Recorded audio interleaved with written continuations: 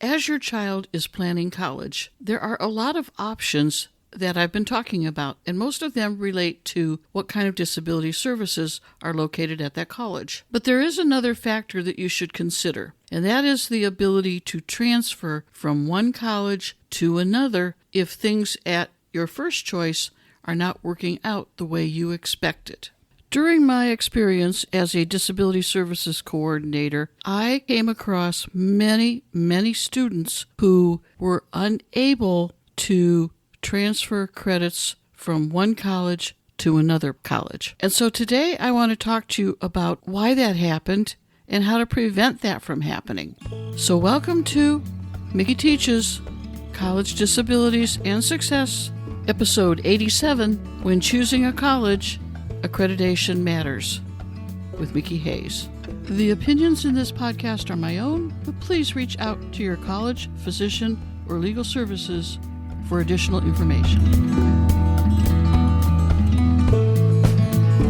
When you and your child are doing college visits, there are just so many different questions and things and information that you need to keep straight and make sure that you understand completely. And one of the few things that we ever check on is the ability to transfer credits from one college to another. So let's talk about those differences. Now, I had mentioned accreditation as being a real big piece of that puzzle, and I'm going to talk about specific accreditations in a few minutes.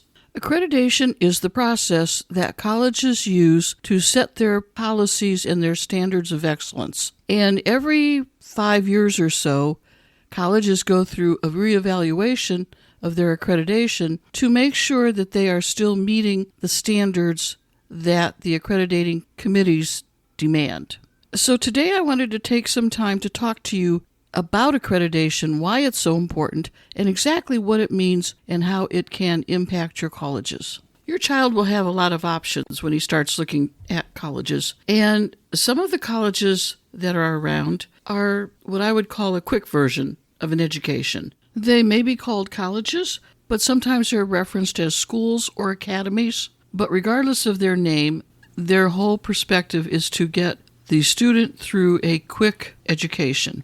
And that means they give you a certification for a particular skill, and you can then take that skill and go off and get a job. And there's nothing wrong with that. If it's a legitimate place and you know their credits are good, and you know that the education that you are presenting at your job is one that the employer will recognize and accept. So there's nothing wrong with that. The programs usually happen quickly. They're usually proprietary schools. You may be in and out in a few months with just the basic knowledge you need in order to get a job. And that's fine if that's what you're after. Now, whether or not they offer disability services and how much disability services they can offer you may be up for debate. But you need to do your homework to find that out as well. But every college out there is going to claim that they are accredited. And all accreditations are not created equal. So that's why it's so important to understand what that all means. I had so many students who came to my office wanting to transfer credits out of a proprietary school into our community college. And they found out, much to their dismay, that our college would not accept their credits. Now, that doesn't mean that all state colleges and universities won't accept credits from other educational sites, but so many of the students were misled because they believed that the education that they had already accomplished would transfer to us and that they could turn that into a degree. And that's where they ran into issues. The Department of Education in the United States provides certain credentialing and accreditation information that you should be aware of. And so I am going to read this straight off of the Department of Education website so that you can get firsthand information of the kinds of accreditation necessary at colleges and universities. Types of accreditation. There are two basic types of educational accreditation, one referred to as institutional and the other referred to as specialized or programmatic. Institutional accreditation applies to an entire institution, indicating that each of an institution's parts is contributing to the achievement of the institution's objectives. Specialized or programmatic accreditation normally applies to programs, departments, or schools that are part of an institution. The accredited unit may be as large as a college or school within a university, or as small as a curriculum within a discipline. Most of the specialized or programmatic agencies review units within an institution of higher education that is accredited by an institutional accrediting agency.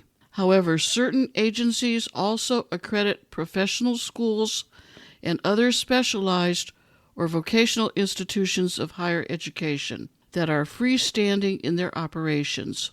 Thus, a specialized or programmatic agency may also function in the capacity of an institutional agency. Some of these institutions are found within non-educational settings, such as hospitals.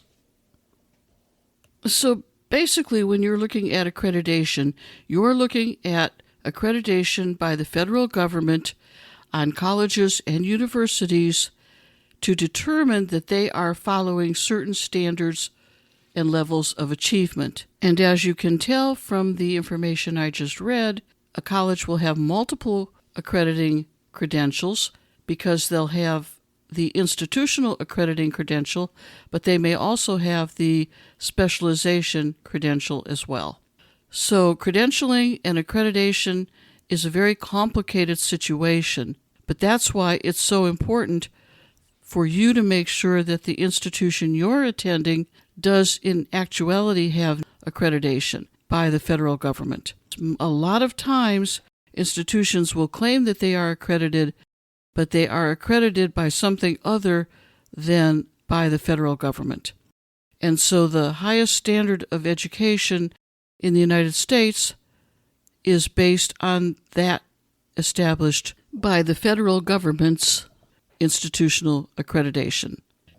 So as you can see, there are a lot of accreditation issues that you need to pay attention to. Now, sometimes colleges will say to you, yes, they're accredited, yes, they transfer, but they're not being very specific about exactly where they transfer to. Like, do they only transfer to another college that's the same as them? Or do they transfer to any college in the country? But you want to check not only if they're going to transfer the credits, but if the college you're going to go to has any limitations on the credits they will receive. Now, when you ask these questions, you can be much more specific about them. So you can say, I'm thinking about going to college XYZ, but do you folks here at this college, at ABC College, do you accept the credits from college XYZ? Because that may become the situation that I'm in. See, it depends on how you word things when you're talking to some colleges, especially proprietary colleges, where they are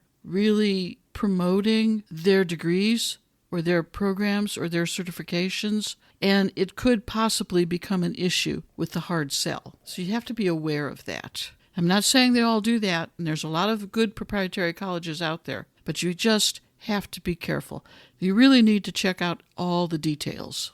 I also want to point out that a proprietary college is not the same as a private college. There are private colleges that have the exact same accreditation that state colleges have because they are set up for those guidelines. They know exactly what the accreditation requires. They've passed the requirements to earn that accreditation. And so be very, very careful. Don't confuse those two issues. Proprietary colleges and private colleges. Two different things. Now, the other reason that you may want to consider accreditation issues is because colleges have limits on the number of attempts that you can take on a course. Where I was at, we had 3 attempts. You had your first attempt. If you didn't pass that, then you had your second attempt. But by the third attempt, you were probably on some sort of financial aid probation, and you would not be allowed a fourth attempt. Well, if you still don't pass it at that point, you may find that you have to take the class at a different college,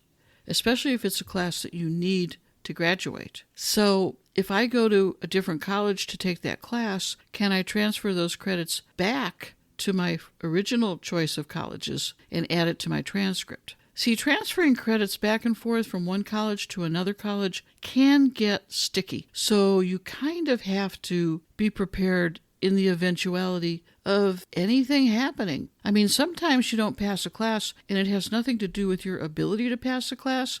It could be the circumstances that you find yourself in that semester. It could be a health issue with your disability that crops up during the semester. You just don't know what the circumstances are. And so in this case, especially for students with disabilities, knowing the ability to transfer from one university or one college to another college, or from one proprietary college to a state college, is that even possible?